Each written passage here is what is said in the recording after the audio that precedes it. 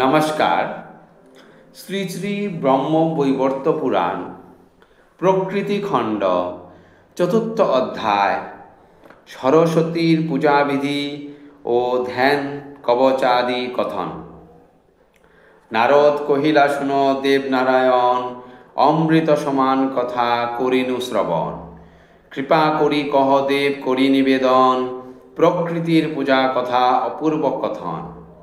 কে কাহার পূজা করে শনিবারে চাই, কোন জন কার স্তব করে সর্বদাই। কোন দেবী কি কারণে জনম লভিলা, কিভাবে বা সেই দেবী পূজিতা হইলা। স্তবমন্ত্র কবচের প্রভাব কিরূপ, কে কাহারে বরদান করে অপরূপ। চরিত্র কাহার বল কিরূপ বা হয়, বিবরিয়া এই সব কহ মহোদয়। নারায়ণ কহিলেন, শুনো মতিমান, সবিস্তারে কহি আমি অপূর্ব আখ্যান। গণেশ জননী দুর্গা রাধা লক্ষ্মী আর, সাবিত্রী ও সরস্বতী গুণের আধার।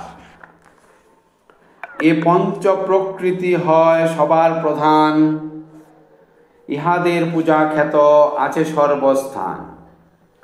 প্রভাব অদ্ভুত অতি অমৃত চরিত, মঙ্গল নিদান সবে জানিও নিশ্চিত। প্রকৃতির অংশে হয় জনম যাদের, চরিত্র কল্যাণকর হয় তাহাদের।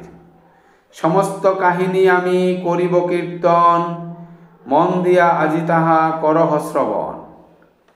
কালীগঙ্গা নিদ্রা সহা সধা বসুন্ধরা, তুলসী মঙ্গল চণ্ডী অতি মণিহরা।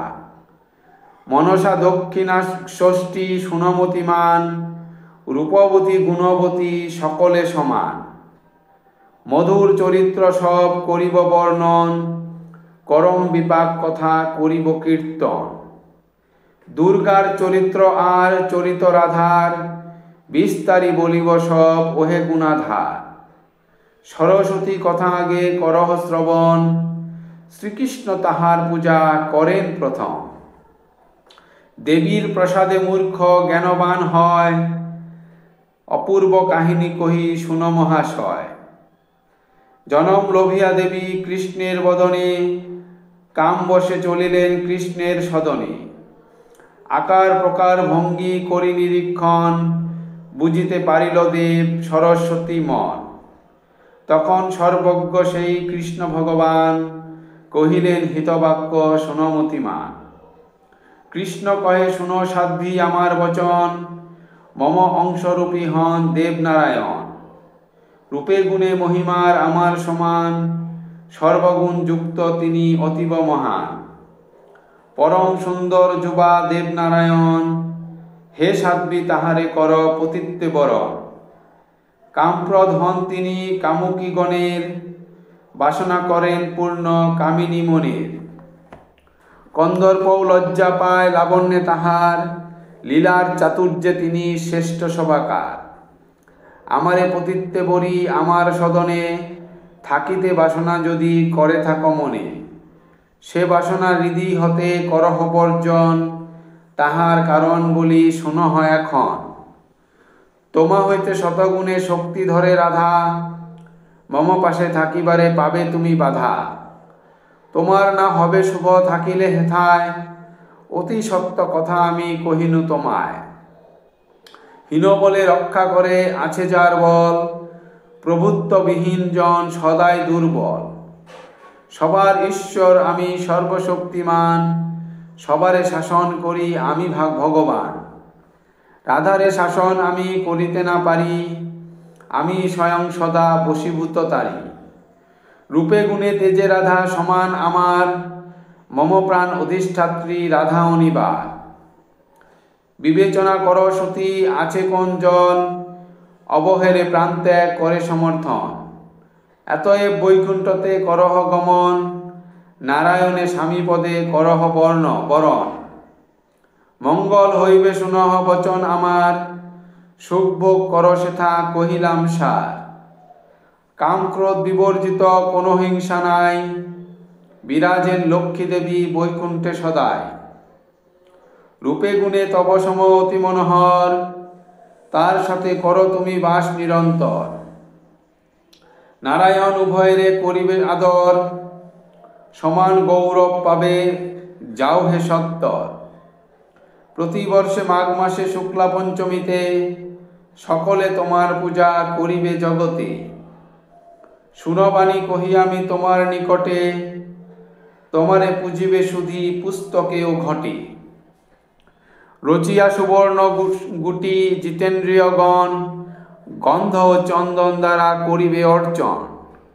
দক্ষিণ হস্তেতে গুটি করিবে ধারণ, তোমারে করিবে স্তব যত সুধীজন। তোমারে পুজিবে যেই ভক্তিযুক্ত মনে, মনোবাঞ্ছা পূর্ণ তার হবে সেই ক্ষণে। এই কথা বলি কৃষ্ণ আনন্দিত হন, প্রথমে তাহার পূজা করে সমাপন। অনন্তর ব্রহ্মা বিষ্ণু শিব যারা ছিল, ভক্তি ভরে এক মনে দেবীরে পুজিল। অনন্ত মুনীন্দ্রগণ আর দেবগণ, সনকাদি মুনিমনু করিলা পূজন। সকলে পুজিল তারে ভক্তি ভরে অতি, তিন ভুবনের পূজা পান সরস্বতী। এত শুনি নারদের আনন্দ হইল, বিস্তৃত জানিতে তবে পুনঃ জিজ্ঞাসিল। কহিলা নারদ ঋষি কহ ভগবান, স্তব ধ্যান আর তার পূজার বিধান।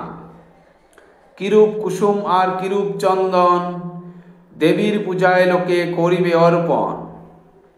কিরূপ নৈবেদ্য লাগে দেবীর পূজায়, দয়া করি কৃপাময় বলহ আমায়। এতেক বচন শুনি কহে নারায়ণ, বিস্তারি কহিব সব শুনো দিয়া মন। পুজিবে দেবীরে সবে কানস শাখা মতে, শাস্ত্রের বিধান ইহা জানিও জগতে। মাঘ মাসে শুক্লপক্ষে চতুর্থী দিবসে, বিদ্যারম্ভ পূর্ব দিনে মনের হরষে। সংযম করিয়া থাকি ওহে মতিমান, পরদিন যথাবিধি করিবে স্নান। সন্ধ্যা বন্দনাদি ক্রীড়া করি সমাপন, ভক্তি সহকারে ঘট করিবে স্থাপন। গণপতি সূর্য ব্রহ্মা বিষ্ণু মহেশ্বর, শিবা নিয়ে ছয় দেবে পুজি অতঃপর। পুজিবে ঘটের পরে অভীষ্ট দেবীরে, অর্চনা করিবে তার অতি ভক্তি ভরে। দেবীরে করিবে পূজা ষোড়শ প্রচারে, নৈবেদ্যের কথা কহি শুনো এইবারে। নবনীত দধিক্ষীর ইক্ষু ইক্ষু গুড়, তিল নাড়ু লাজ মধু শর্করা মধুর। আতপ তণ্ডুল আর শুক্ল চিপিটক, স্বস্তিক হবিষ্য অন্ন ঘৃতের পৃষ্ঠ। পরমান্ন নারিকেল নারিকেল জল, শ্রীফল বদরি আর পক্করম্ভা ফল। শুক্ল পুষ্প শুক্ল বস্ত্র শঙ্খ মনোহর, চন্দন পুষ্পের মাল্য ভূষণ সুন্দর।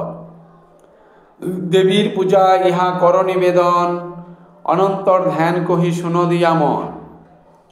শুক্লবর্ণা হাস্যননা অতি মনোহর, কোটিচণ্ড প্রভাসম দীপ্ত কলেবর। অগ্নিসম শুদ্ধ বস্ত্র পরিধানে তার, রত্নে বিভূষিত দেহ অতি চমৎকার। ব্রহ্মা বিষ্ণু মহেশ্বর আর দেবগণ, ভক্তিভাবে পূজা তারে করে অনুক্ষণ। মুনি মনু মানবেরা অতি ভক্তি ভরে, এই রূপে ধ্যান করে প্রফুল্ল অন্তরে। তাই বলি শুনো শুনো নারদ সুজন, এই রূপ ধ্যানে তার করিবে পূজন। দেবীর কবচ হাতে করিয়া ধারণ, সাষ্টাঙ্গে প্রণাম কর ভক্তিযুক্ত মন। অষ্টাক্ষর মূল মন্ত্র দেবীর পূজায়, মঙ্গল কারণ অতি সন্দেহ কি তাই। যেই মন্ত্রে দীক্ষা লাভ করে যেই জন, মূল মন্ত্র যাহা তার শুনত প্রধান।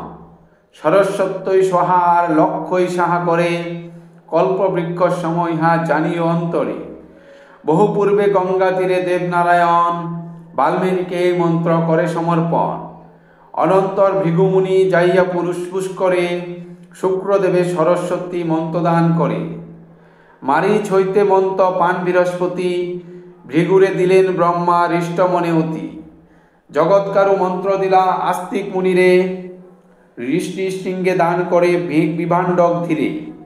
গৌতমেরে দান করে ভোলা মহেশ্বর, যাজ্ঞবল্ক কাত্যায়নে দিলেন ভাস্কর।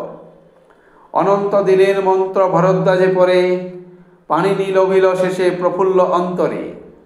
পাতালে বলির সভা অনন্ত সেথায়, শাকটায়নের মন্ত্র দিলা যে সভায়, 4 লক্ষ বার মন্ত্র জপে যেই জন, মন্ত্র সিদ্ধি হয় তার শুনত প্রধান।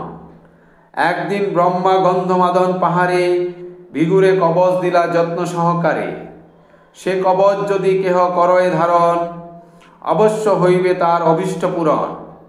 অতি গোপনীয় ইহা জানিবে অন্তরে, কবু না বলিবে তাহা কাহার গোচরে। ভক্তিভরে ইষ্টদেবে করিয়া পূজন, বিধিমতে করিবে কবচ ধারণ। যেই জন জপ করে 5 লক্ষ বার, সিদ্ধ হয় যত সব কর্ম আছে তার। বৃহস্পতি সম হয় বিদ্যার সেজন, বাগ্মী কবি হয় সেই শাস্ত্রের বচন। তৈলক্য বিজয়ী হয় কবচ ধারণে, কহিলাম সব কথা জেনে রাখো মনে। সর্ববিদ্যা অধিষ্ঠাত্রী বাণীরে যে ভজে, দুষ্ট ব্যাধি পাপে তাপে কখনো না মজে। পূজা ধ্যান স্রোত আদি যেই জন করে, মহাজ্ঞানী হয় সেই সরস্বতী বরে। সর্বদেব প্রথমে পুজোয় বাহা যাহারে, তাহার গুণের কথা কে বলিতে পারে। জগৎ কারণ যিনি কৃষ্ণ নারায়ণ, আপনি করিলা তারে প্রথমে পূজন। অতএব সকলেই করিয়া ভকতি, পুজিবে বিধান মতে দেবী সরস্বতী। শ্রী ব্রহ্ম বৈবর্ততে আছে যে সব কাহিনী, শুনিলে হইবে পূর্ণ পাপ হইবে হানি। প্রকৃত খণ্ডে 4th অধ্যায় সমাপ্ত। ধন্যবাদ।